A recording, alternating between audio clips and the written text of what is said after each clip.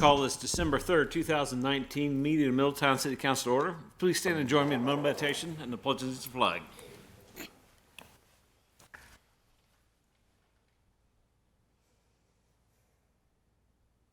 I pledge allegiance to the flag of the United States of America and to the republic for which it stands, one nation, under God, indivisible, with liberty and justice for all.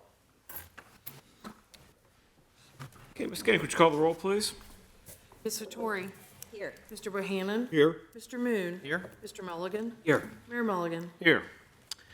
All right, first time citizens under citizens' comments. I have one card this evening. I'd like to invite Mr. Sean Kendall down to the podium.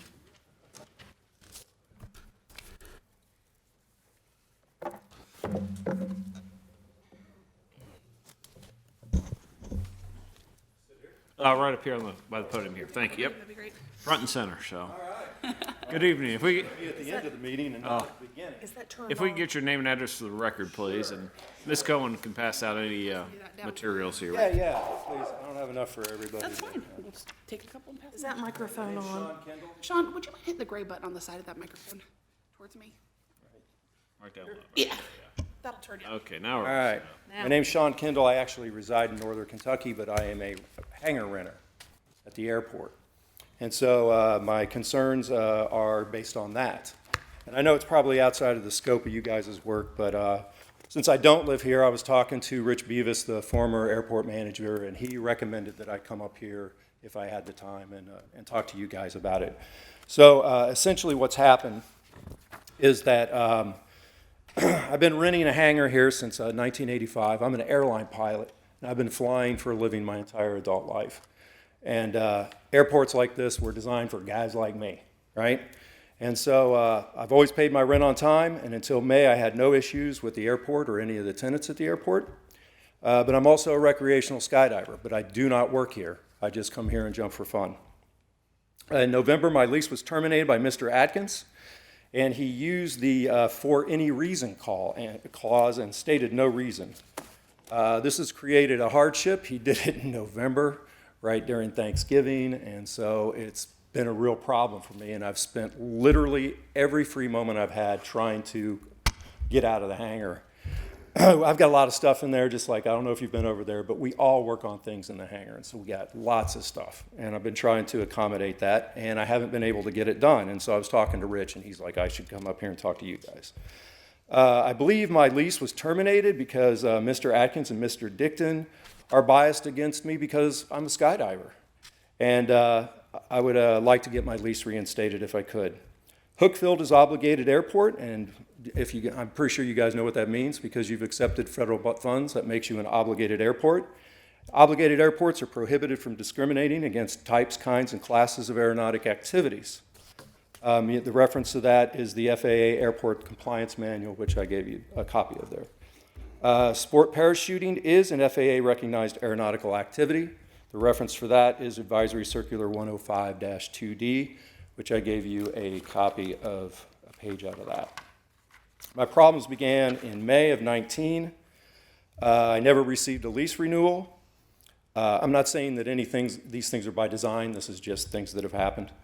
Erroneous billing began in May of 2019. I was not included in correspondence with other tenants concerning different things at the airport, like fire extinguisher compliance. I believe my hangar was entered without permission. On-time payments started posting late in the month, and Mr. Dickton and Mr. Atkins have been unresponsive to several attempts by me to rectify issues. In May, I received an erroneous invoice. Later that month, I emailed Mr. Dickton about it. He responded that an employee had had surgery in the finance department and to disregard it until they got it current. Then I got a voicemail from Mr. Dickton that I must pay the erroneous rate beginning in June and without signing a new lease, and that, quote, given you get an aircraft and we have both tail number and certificate of insurance implying that the error was mine. I responded by email to Mr. Dickton, and I received no response. First week of July, I came up to the city building, to the finance department, to try to rectify everything. Spoke to Miss Tina Blevins, very nice lady, And she was able to verify that every payment I made was up to date, but there was no one I could talk to about the lease and my current rate. I verified all the payments were received, dropped off all the documentation, both my old lease and my current lease. No response. Continued to get erroneous billing. In August, I revisited the finance department, again in the middle of the week, in the middle of the day. No one at work that I could talk to. Dropped off proof of insurance, no response. Erroneous billing continues. In September, I received a notice of a lease violation. No aircraft in hangar and storage of a motorhome. I received and responded on the 14th and 19th and received no response from them. And then I received an eviction notice with no reason stated. I believe that they're using the no aircraft in hangar argument as a means to evict, and that's not valid. I have several of them in the hangar. Balloons, ultralights, hang gliders, paragliders, powered and unpowered, and gliding parachutes are aircraft. That reference is out of Part 1 of the Code of Federal Regulations, FAR, definition of abbreviations. There's a copy of that in the handout. Storage of skydiving and paragliding gear is a legitimate use of a municipal hangar. That reference is frequently asked questions on the FAA policy on the use of hangars at obligated airports, question number 8. Storage and maintenance of non-aeronautical items is okay if it does not interfere with the primary purpose of the hangar. And that's, again, the frequently asked questions and answers on FAA policy on the use of hangars at obligated airports, and that's question number 3. Just to recap, it's like, no, I don't have a registered aircraft in the hangar, but I do have a legitimate use of the hangar, and it's for my skydiving equipment. And it's recognized as the FAA as an activity, as a regulated activity on the airport, and that it's a legitimate use of the hangar. As far as using it for other things, if it doesn't interfere with the primary function of the hangar, you're allowed to have other things in the hangar and work on other things in the hangar. And we all have projects in the hangar. And that's what I do with it. I use it to, go in there. I use it as a workspace for virtually everything. Okay. Is it- Yeah, I appreciate you coming down this evening and bringing this to our attention. We'll have our city manager, Cohen, check into this and follow up with you, and hopefully we can get this resolved. That'd be awesome. Sean, could you write the best phone number to reach you right there? Sure, I'll have absolutely. it. Thank you so much for your time. I know this is a little out of the scope of what you normally If you write do. your best phone number, I'll give you a call. Okay. Right. Thank you. Sure. Thank you. Yeah, I'd really like to lock up the hangar and go home for Christmas. I'll give you a call. Thank you. Thank you. All right, our next item is our city manager reports. Thank you, sir. Go on. 2 items I wanted to bring to your attention this evening. First is a little shout out to the finance department, who received their 25th Government Finance Reporting Award. It's a good accomplishment for Mr. Burton and the finance department. Represents the highest principles of ethics in governmental budgeting, and Jake has now won the 25th time in a row. So I wanted to give them a little bit of a shout out. Also wanted to let people know and ask for some help. In early 2019, the city was awarded a grant for citywide strategic energy planning from the OKI Council on Governments. Part of that is they've been looking at energy use in the city. They've been doing some work here in this building to see if there's anything we can do to be more energy efficient. Part of that is asking to reach out to community members to complete a survey on their energy usage. So if anyone on council or anyone listening would participate by going to energy.oki.org, and you can participate. They've had a low turnout, and it would be helpful if we could get some people to respond. Good. Do we have that on our website? We've pushed it out on social media at least once previously, and Ms. Quinlivan, we can do it again following this meeting. Okay, very good. And that's all I have this evening. All right, thank you. That brings us to our consent agenda. Ms. Skank? To approve the final plat for Sawyer's Mills, Section 2. Section 2 was previously approved as a part of the Sawyer's Mills Subdivision Final Development Plan by the City Planning Commission in 2005. Okay, do we have a motion for the approval of the issues listed as on the consent agenda? So moved. Second? Okay, Ms. Skank, would you call the roll, please? Mr. Mohannon? Yes. Mr. Moon? Yes. Mr. Mulligan? Yes. Mayor Mulligan? Yes. Ms. Vettori? Yes. All right, that brings us to council comments. Start with Mr. Mulligan this evening. Thank you, Your Honor. No comments tonight. Mr. Bohannon? Thank you, Mayor. One thing, I would like to pass on my condolences. A young lady in this town who passed away recently was very active in the Pioneer Cemetery, Vivian Moon, and she passed away last Sunday, and I just wanted to pass on my condolences to her family. Thank you. Thank you. Ms. Vittori? I wanted to report back from the National League of Cities Convention, the City Summit that I attended in San Antonio last week. It was really a fantastic event, and I really hope that we can encourage more of us to attend next year. There's so much information and resource. I went to as many breakout sessions as I could, but there were so many more that I wish I could have gone to. I went to one in particular that I really enjoyed about after-school programming and recreation, and really learned a lot about what people are doing across the country. Successful recreation center partnerships that are running in the black and actually making money. And there are resources available and grant monies and all kinds of things. And obviously it takes effort, but I think being connected with a group like this is a lot of the help that we could use. We used to be a member, and I guess we dropped out in 2004. It's only $4,002 for us to join, so I would like to consider doing that because, again, the resources they have available that will just help us with grants and funding and things like that, I think would be really valuable. So I'd like to, I'm sorry it's so much stuff, but Amy, if maybe I could give you these to copy and circulate in case you guys are bored at the holidays. But there's some really great stuff, especially about the after-school programming and just the statistics and data on the value of those for a city and quality of life and a lot of the things that I think we struggle with. I also went to a really interesting, actually 2 different forums that talked about downtown development, and almost every city there is focusing somehow on their downtown because it's really proven. And again, there's a bunch of statistics, I believe, in this Perspective magazine that show how a city's vibrancy is so directly tied to the downtown. So it was a great, really event. I would love to see more of us go next year, and I'd love to see us rejoin. So I don't know if we need to circulate some kind of information to make that happen. I know that. I'd love to take a look at the information and we can. Okay, wonderful. And then First Friday is this Friday. It's a hot chocolate walk. So I think a bunch of businesses downtown are participating, all different flavors. It's all free. You get a passport. I think you can win prizes. So should be a fun family night downtown. That's good. Thank you. Vice Mayor Moon? Yes, thank you. Wanted to mention that the Santa Parade was scheduled to be last Saturday, and it was canceled because of poor weather, so they're rescheduling it for this Saturday. Starts at the library, I believe, ends at the city building or right about here. So if you're looking for something to do, 4 o'clock Saturday, come down and see Santa and take part in the parade. The other thing I want to mention to my colleagues, if you didn't see the invitation to the Warren County Municipal League Christmas Party on December 11th, it's always a good time. It's a good opportunity to network, and it's at Heatherwood Golf Club. So if you don't have the email, please feel free to reach out to me, and I can make sure that you've gotten a copy of that. That's all I have. All right, thank you.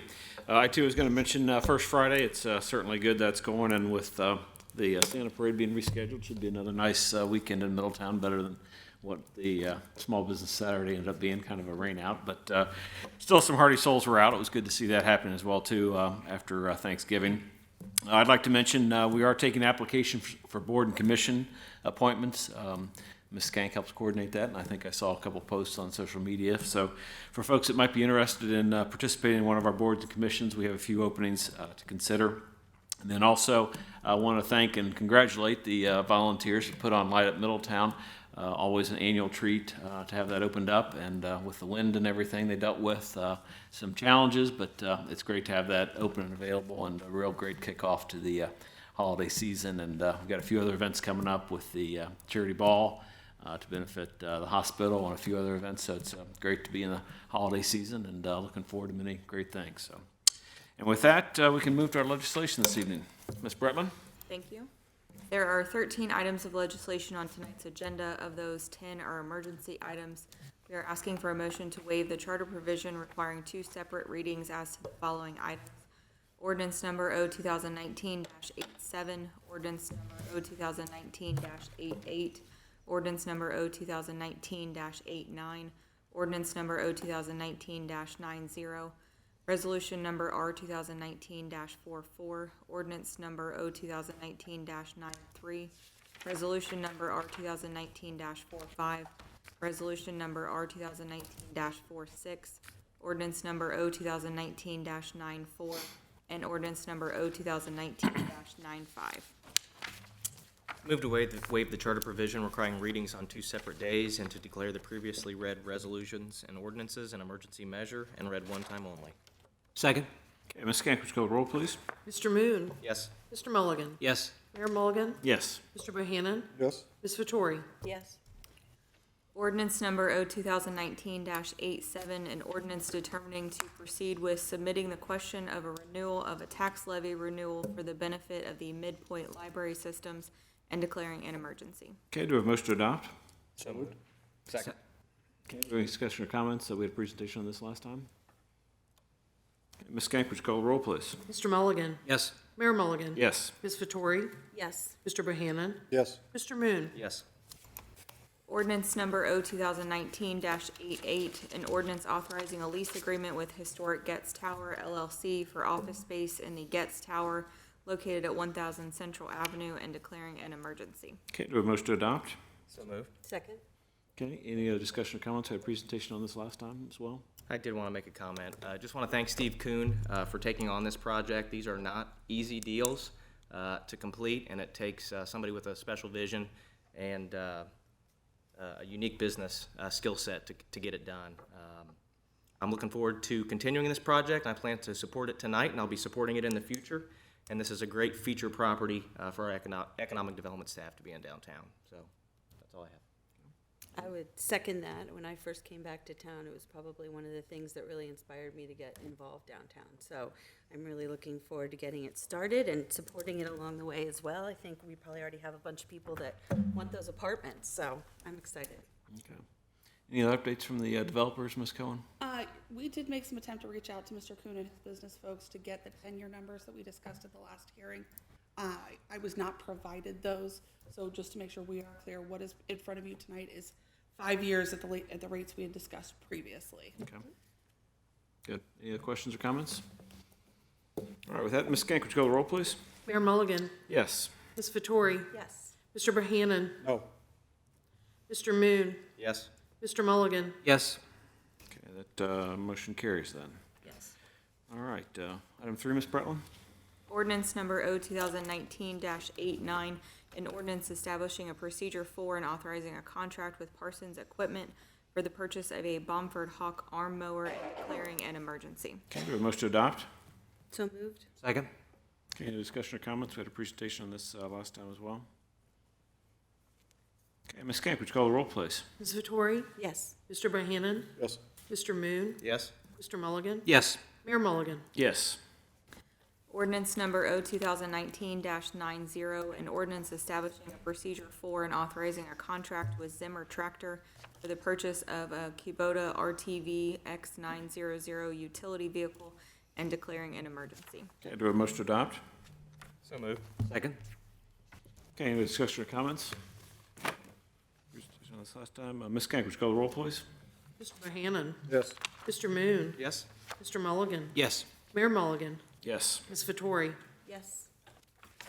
Resolution number R 2019-44, a resolution to make adjustments to appropriations for current expenses and other expenditures of the City of Middletown, counties of Butler and Warren, state of Ohio, for the period ending December 31st, 2019, and declaring an emergency.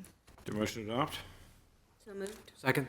Okay, any discussion or comments? We had a presentation on this as well. All right, Ms. Kank, would you call the roll, please? Mr. Moon? Yes. Mr. Mulligan? Yes. Mayor Mulligan? Yes. Mr. Bohannon? Yes. Ms. Vettori? Yes. Ordinance number O 2019-91, an ordinance changing the zoning classification for a portion of parcel number 0705101041 from B2 Community Business District to PD Plan Development District. It's a second reading. Okay, do we have a motion to adopt? So moved? Second. Any discussion or comments? Ms. Kank, would you call the roll, please?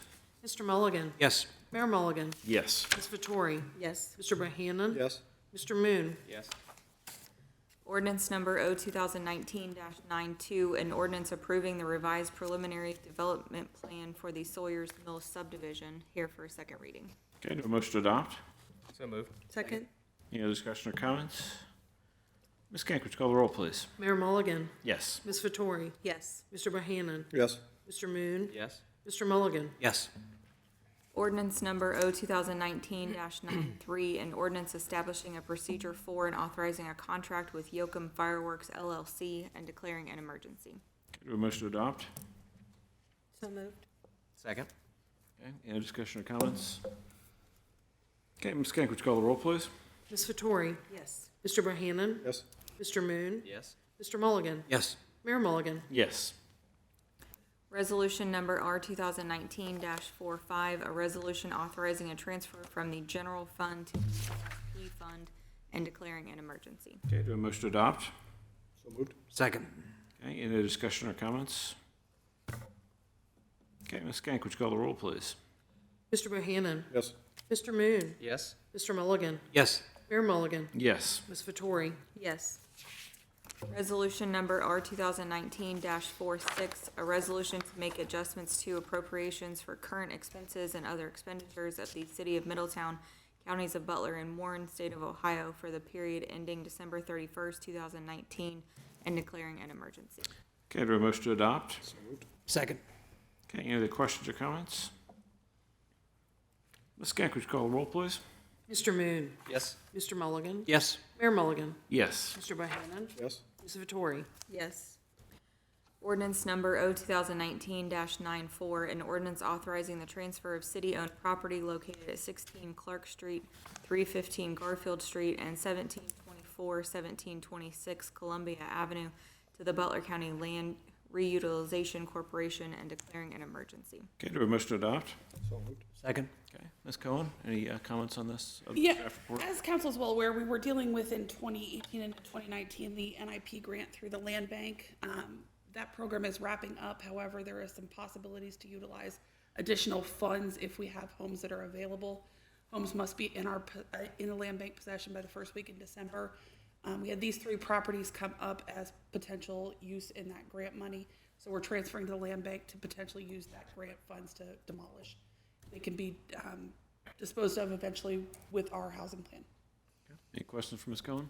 My only concern, and I spoke to the city manager earlier, was 315 Garfield is in the Oakland district. So, I mean, I know before we kind of put some of those in and then taken them back out with the kind of upcoming revitalization efforts.